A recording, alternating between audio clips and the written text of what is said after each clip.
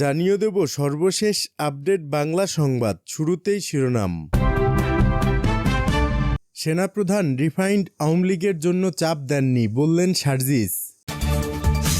Publicly বলছি, দুজনের একজন মিথ্যা বলছেন, হান্নান মাসুদ। কি হতে যাচ্ছে বাংলাদেশে?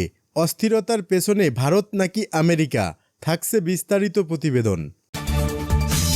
এবং একজন আজ ফোন করে বলেছেন, ঢাকায় ফিরলে গ্রেপ্তার করা হতে পারে। রংপুরে জিএম কাদের। শুনছিলেন সংবাদ শিরোনাম, এবার বিস্তারিত। প্রিয় দর্শক, আপনি যদি এই চ্যানেলে নতুন হয়ে থাকেন, ভিডিওটি দেখতে দেখতে চ্যানেলটি সাবস্ক্রাইব করে এবং ভিডিওটিতে একটি লাইক দিয়ে আমাদের সাথেই থাকুন। আর হ্যাঁ প্রিয় দর্শক, জানিয়ে দিন আপনি ভিডিওটি কোথা থেকে দেখছেন। সেনাপ্রধান রিফাইন্ড আওয়ামী লীগের জন্য চাপ দেননি, সার্জিস। সেনাপ্রধান জেনারেল ওয়াকারুজ্জামানের বিরুদ্ধে আওয়ামী লীগকে পুনর্বাসনের জন্য চাপ দেওয়ার গুরুতর অভিযোগটি অস্বীকার করেছেন জাতীয় নাগরিক পার্টির উত্তর অঞ্চলীয় মুখ্য সংগঠক সার্জিস আলম। একই সঙ্গে 11 মার্চ সেনাপ্রধানের সঙ্গে সাক্ষাৎ নিয়ে হাসনাত আবদুল্লাহর দেয়া ফেসবুক পোস্টের বিরোধিতা করেছেন তিনি। সেনাবাহিনীকে নিয়ে হাসনাতের সাম্প্রতিক ফেসবুক পোস্ট আলোচনা সমালোচনা জন্ম দিয়েছে রাজনৈতিক অঙ্গনে। এমতো অবস্থায় সার্জিস নিজের অবস্থান তুলে ধরতে আজ একটি পোস্ট করেছেন। এক্ষেত্রে হাসনাতের ওই পোস্টে কিছু জায়গায় সংযোজন ও বিয়োজন এনেছেন সার্জিস। প্রিয় ভিউয়ার, আপনাদের জন্য সার্জিস আলমের পোস্টটি হুবহু তুলে ধরা হলো। 11 মার্চ সেনাপ্রধানের সঙ্গে সাক্ষাৎ নিয়ে আমার জায়গা থেকে কিছু সংযোজন ও বিয়োজন। সেদিন আমি এবং হাসনাত সেনাপ্রধানের সঙ্গে গিয়ে কথা বলি। আমাদের সঙ্গে আমাদের দলের গুরুত্বপূর্ণ আরেকজন সদস্যরও যাওয়ার কথা ছিল, কিন্তু যার পূর্ব মুহূর্তে ব্যক্তিগত সমস্যার কারণে তিনি যেতে পারেননি। প্রথমেই স্পষ্ট করে জানিয়ে রাখি, সেদিন সেনানিবাসে আমাদের ডেকে নেওয়া হয়নি, বরং সেনাপ্রধানের মিলিটারি অ্যাডভাইজরের সঙ্গে যখন প্রয়োজন হতো তখন মেসেজের মাধ্যমে আমাদের কিছু জিজ্ঞাসা ও উত্তর আদান প্রদান হতো। যেদিন সেনাপ্রধান পিলখানা হত্যাকাণ্ড দিবসে অনেকটা কড়া ভাষায় বক্তব্য দিলেন এবং বললেন এনাফ ইজ এনাফ, তখন আমি সেনাপ্রধানের মিলিটারি অ্যাডভাইজরকে জিজ্ঞাসা করি, আপনাদের দৃষ্টিতে অনাকাঙ্ক্ষিত কিছু দেখছেন কিনা? সেনাপ্রধানের বক্তব্য তুলনামূলক স্ট্রেট ফরওয়ার্ড এবং হার্শ মনে হচ্ছে। তিনি আমাকে বলেন, তোমরা কি এ বিষয়ে সরাসরি কথা বলতে চাও? আমি বললাম, বলা যেতে পারে। এরপর সেদিন সেনাপ্রধানের সঙ্গে আমাদের সাক্ষাৎ হয়। সেনাভবনে সেই রুমে আমরা 3 জনই ছিলাম, সেনাপ্রধান, হাসনাত এবং আমি। মানুষ হিসেবে যে কোনো ব্যক্তি বা ব্যক্তির অভিমতকে একজন একভাবে অবজার্ভ করে। হাসনাত সেদিন তার জায়গা থেকে যেভাবে সেনাপ্রধানের বক্তব্যকে অবজার্ভ এবং রিসিভ করেছে এবং ফেসবুকে লিখেছে, আমার সেক্ষেত্রে কিছুটা দ্বিমত আছে। আমার জায়গা থেকে আমি সেদিনের বক্তব্যকে সরাসরি প্রস্তাব দেওয়ার আঙ্গিকে দেখি না, বরং সরাসরি অভিমত প্রকাশের মতো করে দেখি। অভিমত প্রকাশ এবং প্রস্তাব দেয়া দুটি বিষয়ের মধ্যে পার্থক্য রয়েছে।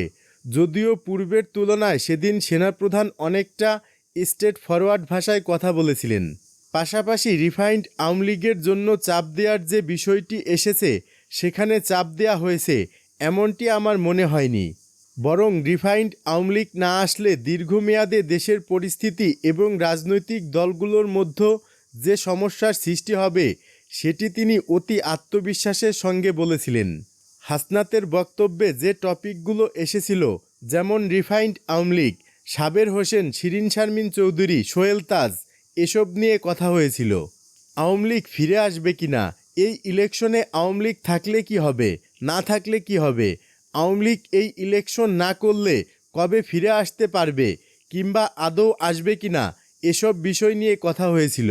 এসব সমীকরণে দেশের উপর কী প্রভাব পড়তে পারে, স্থিতিশীলতা কিংবা অস্থিতিশীলতা কোন পর্যায়ে যেতে পারে, সেসব নিয়ে কথা হয়েছিল। কিন্তু যেই টোনে হাসনাতের ফেসবুক লেখা উপস্থাপন করা হয়েছে, আমি মনে করি কনভারসেশন ততটা এক্সট্রিম ছিল না। তবে অন্য কোনো একদিনের চেয়ে অবশ্যই স্ট্রেট ফরওয়ার্ড এবং সো কনফিডেন্ট ছিল। দেশের স্থিতিশীলতার জন্য রিফাইন্ড আওয়ামী লীগের ইলেকশনে অংশগ্রহণ করা যে প্রয়োজনীয়, সেই বিষয়ে সরাসরি অভিমত ছিল। হাসনাত তার বক্তব্যে আরেকটি বিষয় উল্লেখ করেছে। আলোচনার এক পর্যায়ে বলি যেই দল এখনও ক্ষমা চায়নি, অপরাধ স্বীকার করে নাই, সেই দলকে আপনারা কিভাবে ক্ষমা করে দিবেন? অপর পক্ষ থেকে রেগে গিয়ে উত্তর আসে, you people know nothing, we are in this service for at least 40 years. তোমার বয়সের থেকে বেশি। এই কনভারসেশনটা হয়েছে, এটা সত্য, কিন্তু আমাদের রুমে বসে হওয়া কনভারসেশন হঠাৎ এককভাবে শেষ করে যখন সেনাপ্রধান উঠে দাঁড়ালেন এবং রুম থেকে কথা বলতে বলতে বের হয়ে এসে যখন আমরা গাড়িতে করে ফিরব, তার পূর্বে বিদায় নেওয়ার সময় দাঁড়িয়ে দাঁড়িয়ে এই কনভারসেশন হয়েছে।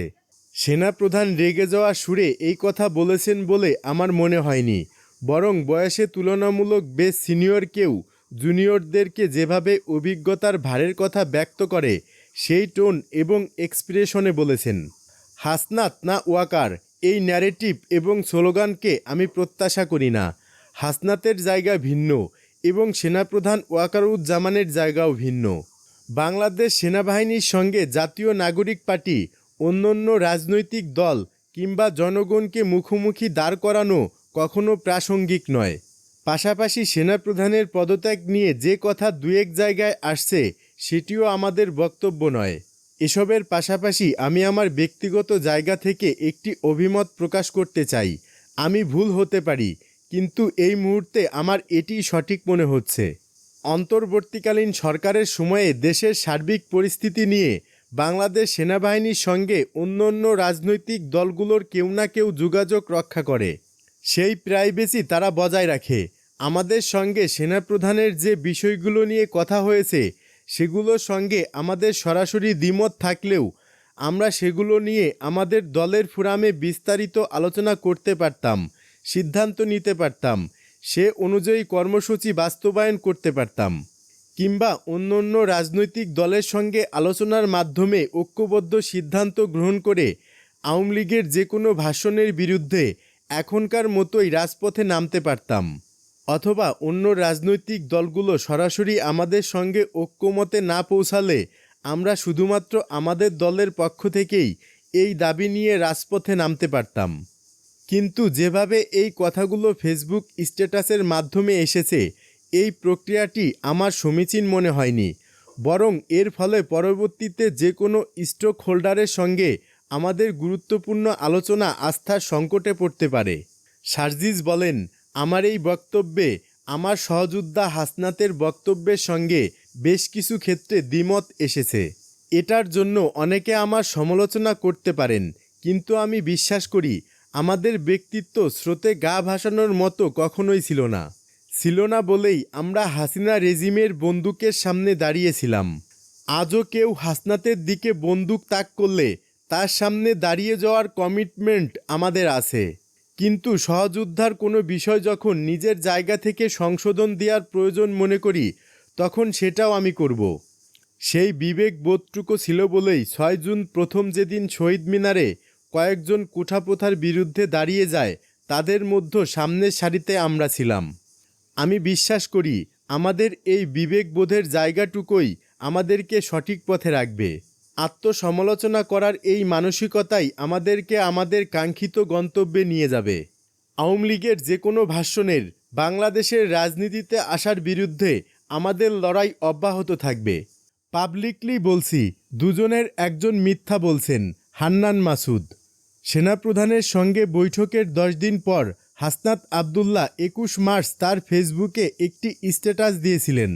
তার প্রতিক্রিয়ায় রোববার নিজের ফেসবুক পেজে স্ট্যাটাস দিয়েছেন দলের আরেক মুখ্য সংগঠক সার্জিস আলম তার স্ট্যাটাসে লিখেছেন, যেভাবে এই কথাগুলো ফেসবুকে স্ট্যাটাসের মাধ্যমে এসেছে, এই প্রক্রিয়াটি আমার কাছে ঠিক মনে হয়নি, বরং এর ফলে পরবর্তীতে যে কোনো স্টক হোল্ডারের সাথে আমাদের গুরুত্বপূর্ণ আলোচনা আস্থার সংকটে পড়তে পারে। এদিকে সার্জিসের স্ট্যাটাসের মন্তব্যে দলের আরেক নেতা আব্দুল হান্নান মাসুদ লিখেছেন, এসব কি ভাই? পাবলিকলি বলছি, দুজনের একজন মিথ্যা বলছেন, এটা চলতে পারে না। আর দলের গুরুত্বপূর্ণ পোস্টে থাকার পরও আপনারা যেভাবে ব্যক্তিগতভাবে চলছেন এবং তা পাবলিক করে এনসিপিকেই বিতর্কিত করছেন, সেটা কতটা ঠিক? যখন মানুষ এনসিপির জন্য স্বপ্ন দেখতে শুরু করেছে, তখন এভাবে এনসিপিকে বিতর্কিত করা কাদের এজেন্ডা? তিনি আরও লেখেন, সরি, আর চুপ থাকতে পারলাম না।